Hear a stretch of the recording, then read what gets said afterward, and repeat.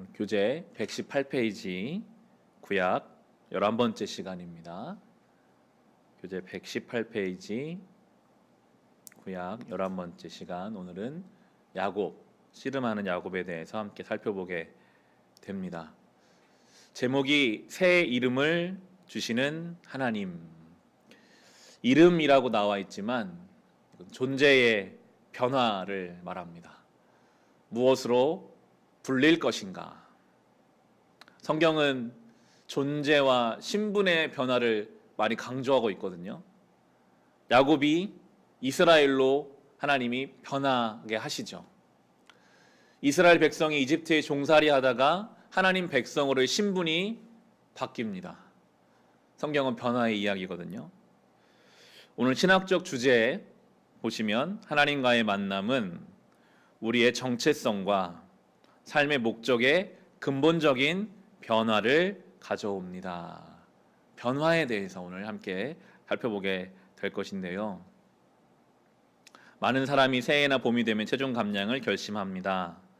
새로운 운동, 기구나 운동복을 구입해 운동 계획과 식단 조절 계획을 세웁니다. 그러나 대부분의 사람들이 몇 달, 아니 며칠을 가지 못하고 뒷걸음질하다가 이전 상태로 돌아가 버립니다. 인간은 누구나 마음속으로 지속적인 변화를 갈망합니다. 그리고 이 갈망은 잠깐 반짝이는 새 결심보다는 오래 갑니다. 어떤 사람은 중독에서 벗어나기를 희망하고, 어떤 사람은 계속되는 불화, 재정적 스트레스, 가족의 역기능에서 벗어나고 싶어 합니다. 그러나 어떤 변화를 원하든 대부분의 사람의 의구심을 갖습니다. 내가 변할 수 있을까? 변화를 시도해 보았지만 실망한 경우가 많기 때문에 변화에 대한 희망을 잃기 쉽습니다. 이게 다 무슨 소용이야 하며 포기하고 싶은 유혹을 받습니다. 그래서 우리는 변화와 관련된 이야기를 좋아합니다. 극적인 변화가 일어날 수도 있다는 이야기를 듣고 싶은 것입니다.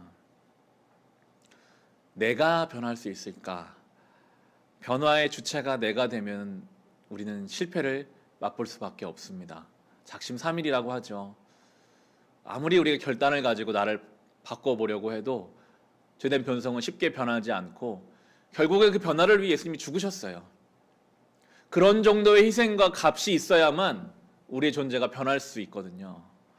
오늘은 변화의 이야기를 살펴볼 텐데, 성경은 사실 전체적으로 그런 변화의 이야기이고 변화시키기 위한 하나님의 값을 치른 이야기입니다.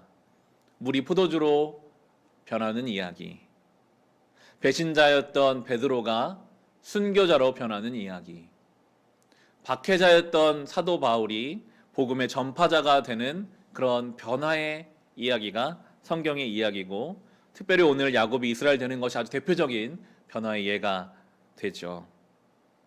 다음 페이지에 보면 그런 질문들이 있습니다. 우리가 변하고 싶은데 변하지 않는 이유, 그런 의심 없습니까? 내가 변할 수 있을까? 새해가 된다고 내가 달라질까? 좀 더 확장하면 우리 가정이 달라질까? 우리 교회가 달라질까?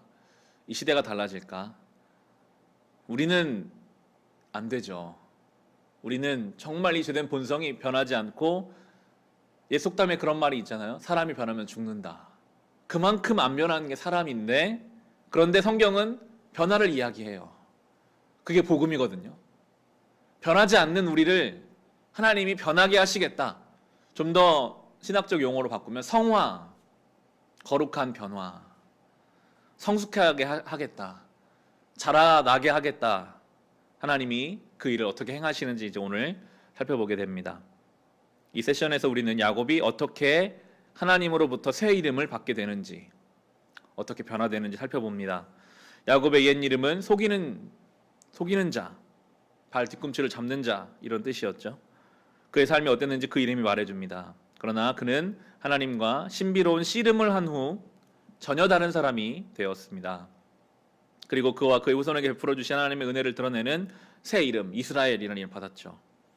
야곱처럼 흠과 죄가 있는 우리에게도 정체성을 변화시키고 삶의 새 사명을 주신 하나님과의 만남이 필요합니다.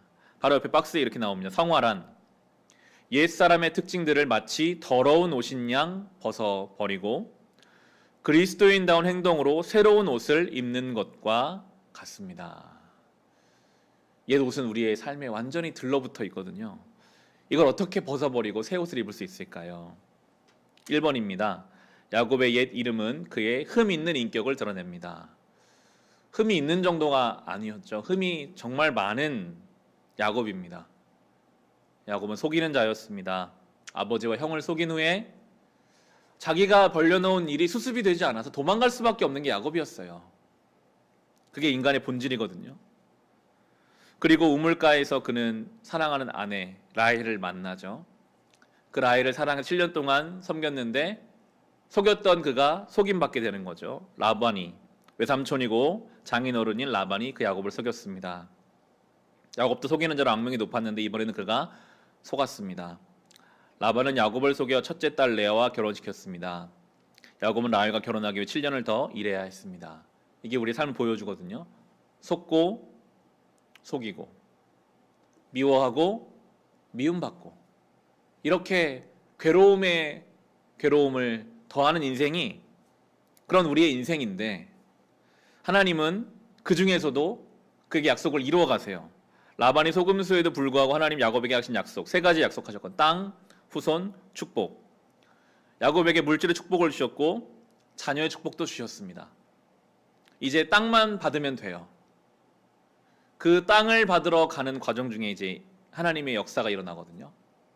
하나님은요, 사랑하는 자들에게 약속하신 것들을 하나님이 주권적으로 이루어 가시는데 그 이루어 가시는 과정 속에서 그 약속에 맞게 하나님의 사람들을 바꿔 가시더라고요. 하나님이 주권적으로 그 약속을 이루어 가시지만 그 약속에 맞게 야곱을 바꿔 가시거든요. 고쳐 가세요. 하나님은 우리의 삶에 약속하셨어요. 우리 속에서 선한 일을 시작하신 이가 그리스도 예수의 날까지 그 일을 완성해 가실 것이다. 하나님 분명히 우리 속에서 그 일을 완성해 가실 것입니다. 하나님이 주권적으로 그 일을 하실 것입니다. 그런데 그 약속에 합당하게 우리를 고쳐가시고 바꿔가실 거예요. 때로는 우리를 깎아내시는 고통도 있을 수 있고요. 기다리게 하시는 시간도 있을 것입니다.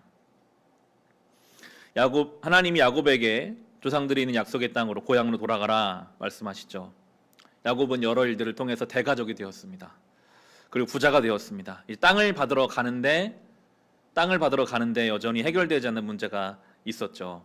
에서라는 문제가 그에게 있었습니다. 여기서 우리의 성도의 어떤 실존을 볼 수 있는데요.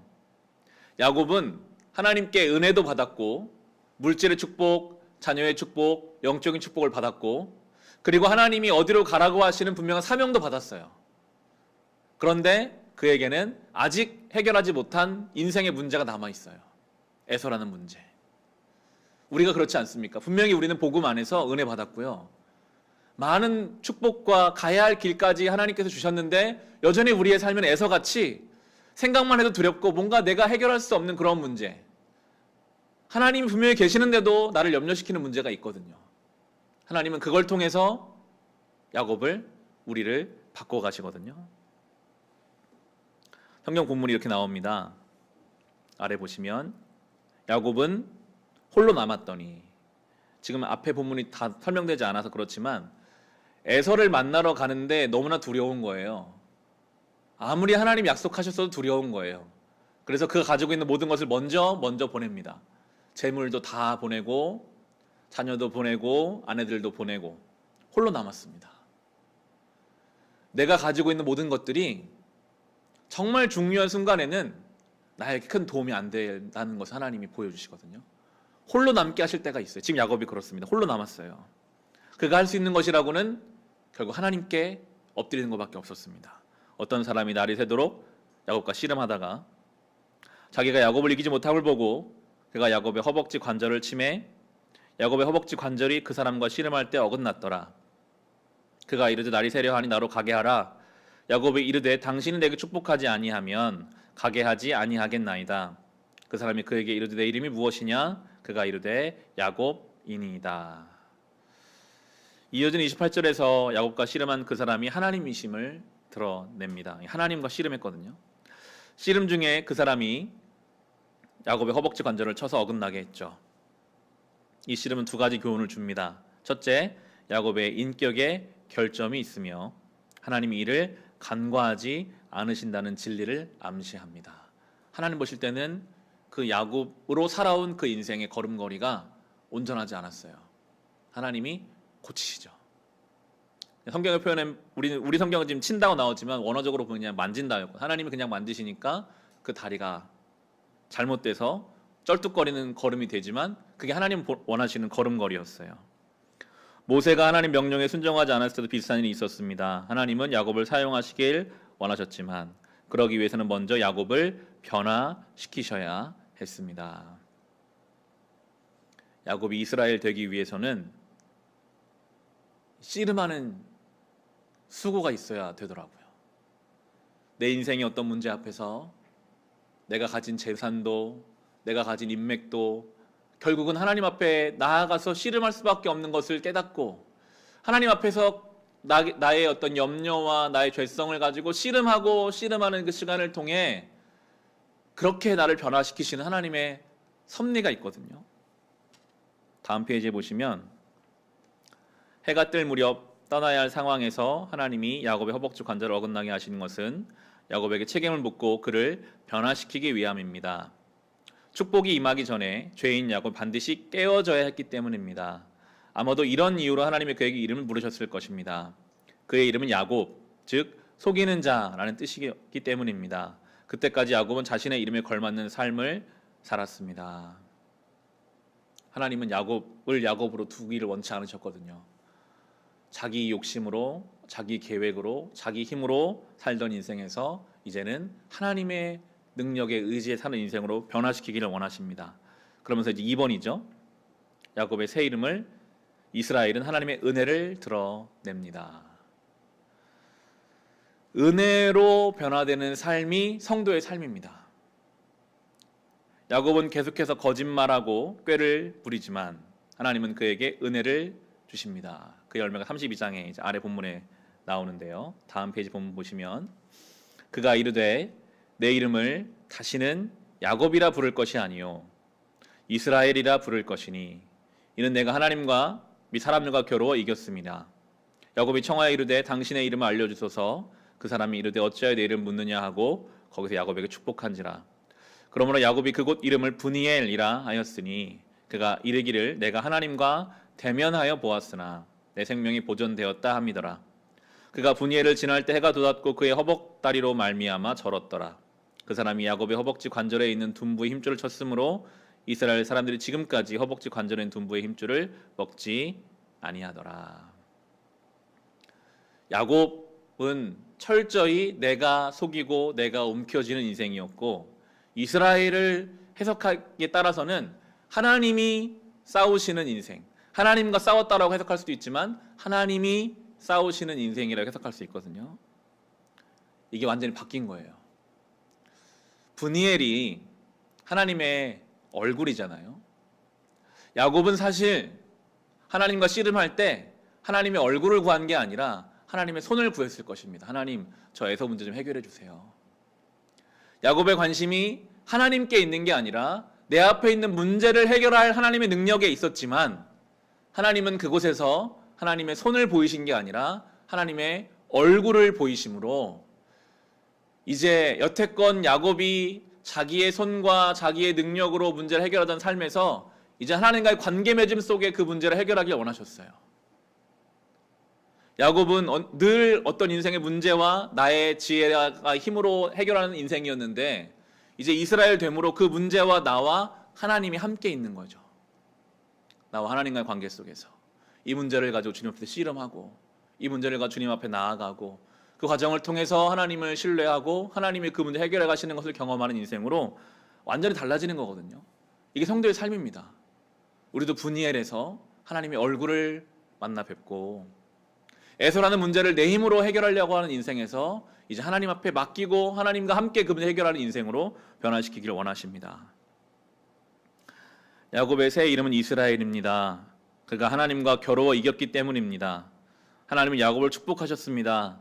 야곱은 그곳을 하나님의 얼굴이라는 뜻의 브니엘이라 이름 붙였습니다. 왜냐하면 그 하나님을 대면하고도 무사했기 때문입니다. 그 장소를 브니엘이라고 이름 지은 것은 야곱의 사람이 아니라 하나님과 실제로 씨름했다는 것을 나타냅니다. 물론 이 사실은 온갖 신학적 질문과 우려를 불러일으킵니다. 가령 사람이 어떻게 하나님과 씨름할 수 있는가? 게다가 죽지도 않았다니 말이 되는가와 같은 의문입니다. 그러나 본문은 그런 사안들을 연연하지 않고 오히려 야곱이 은혜로우신 하나님 만나 변화되었음을 보여주는 데 집중합니다. 비록 절름거리며 걷게 되었지만 변화된 사람으로 걷게 되었습니다. 야곱은 약속의 땅을 떠날 때와 똑같은 불량자의 모습으로 약속의 땅으로 돌아오지 않았습니다. 저는 이 걸음걸이의 변화가 중요한 메시지인 것 같아요. 하나님 만나면 그 인생을 걷는 방식이 달라집니다. 내 힘으로 걷던 인생에서 이제는 내 힘을 빼고, 비록 그게 다른 사람들이 보기에는 저렇게까지 해야 되나? 절름거리는 것 같고 늦다 할지라도 그 걸음이 가장 경건하고 힘이 있는 발걸음이 되는 것이죠. 아래 박스에 이렇게 써져 있습니다. 하나님의 축복을 발견하려면 먼저 다리를 저는 연약함을 경험해야 할 때가 종종 있습니다. 그래서 하나님의 축복을 받은 대부분의 사람은 즐거워 춤출 때 다리를 접니다. 다음 페이지입니다. 야곱의 삶은 하나님이 얼마나 은혜로우시며 인내하시는 분인지를 보여줍니다. 야곱은 오랜 세월 동안 자기 마음대로 사람과 일을 조종하려고 꾀를 부리며 원하는 것을 얻기 위해 가까운 사람에게 거짓말을 했습니다. 다른 사람들을 짓밟거나 상처를 주어도 개의치 않던 사람입니다. 그럼에도 하나님은 야곱에게 인자와 긍휼을 베풀어 주셨습니다. 하나님은 야곱의 삶을 변화시키는 일을 꾸준히 하셨습니다. 처음 베델에서 야곱이 하나님과 만나서 그 사닥다리를 경험하고 나서 20년의 시간이 지나고 나서야 지금 변화가 되어가고 있는 과정. 우리 살펴봤지만 사실 야곱은 죽는 그 순간까지 변화되어 가거든요. 하나님은요, 변화시키는 일을 꾸준히 하십니다. 우리의 삶에서 우리를 꾸준히 변화시켜 가세요. 하나님 야곱에게 두 번의 기회를 주셨습니다. 야곱이 에사와 화해하는 창세기 33장은 야곱이 새 사람 되었음을 보여줍니다. 창세기 32장은 우리에게 큰 격려가 됩니다. 삶이 아무리 엉망진창이고 잘못된 결정을 하고 관계가 어그러졌어도 살아계신 하나님을 만나면 삶이 새로워진다는 것을 야곱을 통해 보여주기 때문입니다. 신약은 우리가 하나님의 아들 예수 그리스도를 통해 하나님을 만날 수 있고 그리스도 안에서 그리스도의 이름을 지닌다고 가르칩니다. 따라서 우리의 정체성은 죄에 있지 않습니다. 우리는 하나님께 사랑을 받는 자녀입니다. 저는 오늘 모든 내용 중에서 이 단락이 가장 와닿았었어요. 삶이 아무리 엉망진창이고 잘못된 결정을 하고 관계가 어그러졌어도 하나님을 만나면 분이해를 경험하면 그는 달라진다. 이제 올해가 오늘 내일 이틀 남았는데 올해 어떠셨습니까? 우리는 코로나라는 것 때문에 삶이 사실 엉망진창이었죠. 잘못된 결정을 내리기도 하고 잘못된 마음을 먹기도 했습니다.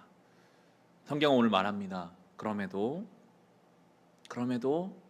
거기서 하나님을 만나 우리는 변화되는 과정 중에 있다. 하나님은 그렇게 약을 바꾸셨다. 예수님께 나와서 병 고침 받은 병자들의 삶은 대부분 최악의 순간까지 갔던 사람들이었습니다. 보지 못하고 걷지 못하고 문둥병으로 살이 썩어 들어가고 그런 자들이 예수님 앞에 나와서 변화되거든요. 그게 복음입니다. 옆에 검은색 박스에 이렇게 나옵니다. 신자의 새로운 정체성. 그리스도를 믿게 되면 정체성이 근본적으로 변합니다. 하나님의 진노 아래 있는 원수의 신분에서 하나님의 권속, 사랑받는 자녀의 신분으로 변화되는 것입니다. 그리스도를 믿는 자는 그리스도의 완전한 삶과 대속적 죽음, 부활의 근거에 의롭다고 선포됩니다. 그는 더 이상 죄의 종이 아니며 과거의 실패들이나 현재의 분투로 규정되지 않습니다. 그는 흑암의 영역에서 건져냄을 받아 빛의 나라에 속하게 되었습니다. 누구든지 그리스도 안에 있으면 새로운 피조물입니다. 새로운 피조물 안에서 이전 죄된 자는 죽고 새롭게 된 구원받은 자아가 살아서 성장하며 더욱더 그리스도를 닮아갑니다. 조건이 없어요. 누구든지. 아무리 그 삶이 엉망진창이고 우둔하고 죄가 많았어도 그리스도 안에 있으면 새로운 피조물로 야곱을 이스라엘을 바꾸시겠다고 오늘 우리에게 말씀하십니다. 다음 페이지 보시면 그런데 그 과정에는 고통스러움이 따를 수 있거든요. 우리가 정신을 차리려면 때로는 고통스러울지라도 살아계신 하나님과 만남이 필요하다는 것을 보여줍니다. 하나님 회초리는 우리를 회개와 변화로 이끄시는 그분의 자상한 손길입니다. 애설하는 고통스러운 문제, 그리고 밤새도록 씨름하는 그 과정, 이것은 우리의 성화가 결코 즐겁지만 않다는 것을 보여주거든요. 씨름의 시간이 있어야 되고 고통의 시간, 노력의 시간이 있어야 하는 것입니다. 그런 질문이 있죠. 하나님이 삶의 상황을 통해 회개하게 하신 경험이 있습니까? 회개에 이르기까지 고난이 필요했던 이유는 무엇일까요? 이 코로나의 시간이 우리에게는 회개의 시간이죠. 모이는 것이 얼마나 큰 은혜였던가, 감사하지 못했던 것에 대한 회개. 자녀를 통해서, 저의 경우에는 세 가지를 써봤거든요. 코로나, 또 자녀를 잉태하고 출산하고 기르는 과정, 그리고 교회 개척의 이런 과정들을 통해서, 상황을 통해서 하나님 앞에 엎드리게 하시고 회개하게 하시는 것을 경험하고요. 베드로전서는 그렇게 말하죠. 고난은 우리에게 하나님의 연단의 도구가 된다. 베드로전서 1장 6절에 그렇게 말합니다. 여러 가지 시험을 당하거든 기쁘게 여겨라. 금을 단련하는 것처럼 성도를 시련을 통해 하나님은 단련하신다. 불순물이 있는 금을 뜨거운 불에 집어넣어야 불순물들이 다 빠져나가거든요. 이 시련의 시간들은 우리로 하여금 하나님 앞에서 순도 높은 믿음을 갖게 하실 것입니다. 이제 마지막 3번입니다. 야곱의 새 이름에는 하나님이 주신 사명이 담겨 있습니다. 이 책은 지금 모든 성경 인물들이 이렇게 결론 짓고 있거든요. 하나님이 축복하시는 이유는 그냥 야곱 혼자 조고라고 축복하신 게 아니라 그 복이 흘러가기를 원한다라는 거예요. 하나님 백성을 축복하시는 목적은 복을 쌓아두게 하는 것이 아니라 하나님 복을 받은 이들이 다른 사람들의 축복이 되게 하기 위해서입니다. 하나님은 사람들을 변화시키셔서 다른 사람들을 위한 변화의 매개자가 되게 하십니다. 야곱의 삶을 보십시오. 하나님 야곱을 축복하고 변화시키셨습니다. 이스라엘의 온 세상을 변화시키는 축복의 통로가 되게 하셨습니다. 하나님이 어떻게 야곱에게 새 이름을 주셨는지, 또 그것이 어떻게 하나님이 아브라함에게 약속하신 축복과 이어지는지 생각해 보십시오. 다음 페이지 본문 보시면요, 야곱이 밧단 아람에서 돌아오매 하나님이 다시 야곱에게 나타나사 그에게 복을 주시고, 하나님이 그에게 이르시되 내 이름이 야곱이지만은 내 이름을 다시는 야곱이라 부르지 않겠고 이스라엘이 내 이름이 되리라 하시고, 그가 그의 이름을 이스라엘이라 부르시고 하나님이 그에게 이르시다는 전능한 하나님이라 생육하며 번성하라. 한 백성과 백성들의 총회가 내게서 나오고 왕들이 내 허리에서 나오리라. 내가 아브라함과 이삭에게 준 땅을 내게 주고 내가 내 후손에게도 그 땅을 주리라 하시고, 하나님이 그 말씀하시던 곳에서 그를 떠나 올라가시는지라. 야곱이 하나님이 자기 말씀하시던 곳에 기둥 곧 돌기둥을 세우고 그 위에 전제물을 붓고 또 그 위에 기름을 붓고 하나님이 자기 말씀하시는 곳의 이름을 베델이라 불렀더라. 밑에 보면 박스가 있는데 9절은 축복입니다. 먼저는 야곱 개인에게 축복하셨고 10절은 새 정체성입니다. 그 복은 내가 다시는 너를 야곱이라 부르지 않겠다. 너는 이제 이스라엘이다 라고 부르셨고, 마지막 11절은 책임입니다. 이제 너 혼자 그 복을 받지 말고 생육하고 번성하라. 아담에게도 말씀하신 거고요, 노아에게도 말씀하신 거고요, 아브라함에게도 말씀하신 거고, 더 나아가서는 예수님 마지막에 성도들에게 하신 말씀이죠. 그 복을, 그 복 가운데 새 정체성을 받은 너희가 이제는 생육하고 번성해서 그 복을 온 땅에 퍼뜨려라. 그게 결국은 우리에게 주신 사명이거든요. 마찬가지로 하나님은 우리를 축복하셔서 우리를 구원받게 하시고 변화되게 하셔서 삶에 대한 하나님의 부르심을 성취하게 하십니다. 하나님 베델에서 야곱에게 나타나셔서 축복, 땅, 후손에 대한 약속을 재천명하십니다. 야곱을 축복하시고 그의 새 이름을 이스라엘이라 라고 말씀하셨습니다. 야곱을 축복하셨을 뿐 아니라 창세기 1장 28절처럼 야곱에게 생육하고 번성하라 명령하셨습니다. 그 명령으로 씨 혹은 후손에 대한 약속이 성취될 것입니다. 야곱으로부터 큰 나라가 나올 것이며 그의 가문에게서 왕들이 나올 것입니다. 마침내 하나님은 그 땅을 야곱과 그 후손에게 주실 것이라고 말씀하셨습니다. 야곱은 돌을 세워 징표로 삼고 하나님께 전제를 부어드리 그곳을 하나님의 집이라고 이름 붙였습니다. 하나님의 집, 우리가 말하는 성전이거든요. 결국 신앙생활이라는 것이 무엇인지를 또 말씀하고 계세요. 신앙생활이라 함은 먼저는 내가 복음 가운데 개인이 복을 받고, 그 복은 물질의 복 이런 정도의 복이 아니라 우리의 정체성의 변화. 야곱에서 내가 내 인생을 힘겹게 해내던 그런 인생에서 이제는 이스라엘로, 그 문제와 나와 하나님과의 관계 속에서 문제를 풀어가는 존재로 축복과 정체성의 변화를 통해서 결국은 복음 전파, 우리를 통해 이 복이 흘러가는 존재. 그게 하나님의 집에서 해야 될 일이고요, 우리의 신앙이 담아야 될 내용이고 우리의 사명인 것입니다. 하나님 야곱에게 하신 약속을 지키셨습니다. 야곱이 정말 그 부끄럽고 장래성이 보이지 않던 그 야곱을 통해서 12아들이 12지파가 돼서 예수 그리스도까지 이렇게 이어져 가는 거거든요.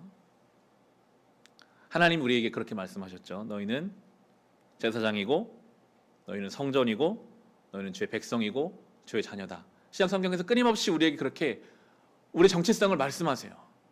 거룩한 나라요, 주의 백성이고 제사장이고. 우리는 부족하지만 우리를 통해 그렇게 우리를 바꾸셔서 복음을 이 땅에 흘려보내시겠다라는 것이 하나님의 계획이죠. 결론입니다. 야곱은 계략을 쓰며 속이는 자였지만 하나님의 인내와 은혜가 그를 완전히 변화시켰습니다. 변화를 겪기 전과 후에 야곱은 매우 달라서 마치 다른 사람처럼 보입니다. 그동안 온갖 얼룩으로 물든 삶을 살아왔음에도 불구하고 하나님의 택하심을 받자 그는 온 세상을 축복하는 하나님의 도구가 되었습니다. 야곱이 아들을 낳고, 야곱의 아들이 아들을 낳고, 그의 아들이 아들을 또 아들을 낳고, 마침내 한 처녀가 세상을 구원하시는 예수님을 낳게 될 것입니다. 하나님 예수님을 통해 우리를 영원히 변화시킬 수 있고 우리를 통해 세상을 축복하실 수 있습니다. 하나님이 우리에게 새로운 정체성과 목적을 주셔서 전에 없던 원동력으로 살아가게 하실 것입니다. 이 책이 지금 우리에게 성경의 어떤 그림을 그려주고 있어요. 성도가 어떻게 살아가야 하는가. 우린 야곱 같은 정말 피곤하고 힘겨운 인생이었지만 하나님이 은혜로 우리를 변화시켜 주실 것이고 우리의 완전히 삶의 방향을 바꿔주실 것이고, 그런 우리를 통해서 하나님 나라가 이 땅에 이루어져 가게 하신다. 이게 교회와 성도의 사명임을 우리에게 그림을 그려주고 있는 것이죠. 그리스도와 연결입니다. 어떤 사람에게 이름을 새로 지어주실 때 하나님은 그 이름에 그 사람의 특권과 책임을 담아주십니다. 예수님을 믿고 그리스도인이라는 새 이름을 얻은 신자에게는 구원의 특권과 선교의 책임이 있습니다. 마지막 페이지 적용입니다. 우리가 하나님이 주신 이름에 합당하게 살아갈 때 사람들이 우리를 변하게 하신 하나님의 능력을 찬양할 것입니다. 여러분, 구원받은 성도의 책임과 사명은요, 성화입니다. 우리는 강권적으로 은혜 받았어요. 하나님이 우리를 구원하셨어요. 그렇게 은혜 받고 구원받은 성도의 책임과 사명은요, 이제 거룩하게 변화되는 것입니다. 더 이상 야곱으로 살지 않고 이스라엘로 사는 것, 하나님 앞에서 씨름하는 거예요. 내 삶의 문제를, 내 삶의 그 애선하는 문제를 하나님께 가져 나가는 것입니다. 그렇게 땀 흘리며 하나님 앞에서 씨름하고 그 문제 앞에서 내 발걸음을 바꾸고 그렇게 성화되는 삶을 살아감으로 나를 통해 복음의 은혜가 흘러가게 하는 존재로 하나님이 우리를 부르고 계시거든요. 결국 우리는 고난 중에 분이애를 경험하게 하실 것이고, 특별히 올 한 해 참 어려운 시간이었지만 바라기는 이 어려운 시간을 통해서 하나님의 얼굴을 만나 뵙고 우리의 힘을, 우리의 지혜를 내려놓고 하나님의 지혜를 의지함으로 이제 야곱에서 이스라엘로 변화되는 그 변화를 경험하여 우리 주변 사람들에게 하나님의 놀라운 섭리를 증거할 수 있는 교회가 되고 성도가 될 수 있기를 우리 주님의 이름으로 축원합니다.